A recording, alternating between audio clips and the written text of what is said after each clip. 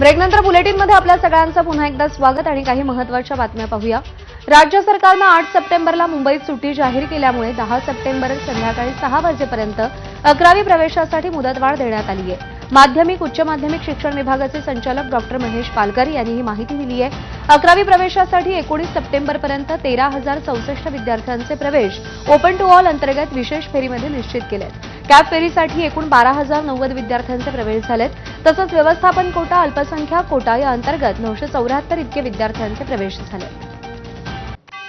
पुण्यातील भिडे पूल हा आजपासून पुन्हा वाहतुकीसाठी बंद करण्यात आलाय। नदीपात्रातील रस्त्यानं प्रवास करणाऱ्या पुणेकरांना पर्यायी मार्ग वापरावा लागणार आहे। गणेशोत्सवात गर्दी होत असल्यानं भिडे पुलाचं काम थांबवून वाहतुकीसाठी खुला करण्यात आला होता।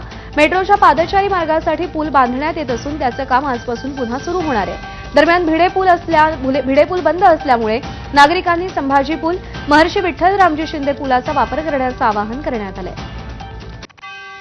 भारतीय क्रिकेटपटू पृथ्वी शॉ अडचणीत सापडलाय। फेब्रुवारी 2023 मध्ये मुंबईतील एका पब बाहेर पृथ्वी शॉ आणि सपना गिल यांच्यामध्ये सेल्फी काढण्यावरून वाद झाला। त्यानंतर सपना गिलनं पृथ्वी शॉवर विनयभंगाचा आरोप लावला आणि त्याच्या विरोधात तक्रार दाखल केली।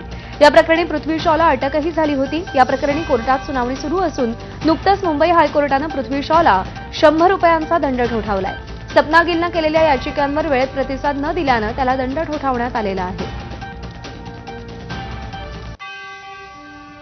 आणि या बातमीसह बुलेटिनमध्ये आत्ता वेळ झाली इथेच थांबण्याची। थोड्याच वेळात पुन्हा भेटूया नव्या अपडेटसह ब्रेकफास्ट न्यूजमध्ये। पाहत रहा एबीपी माझा।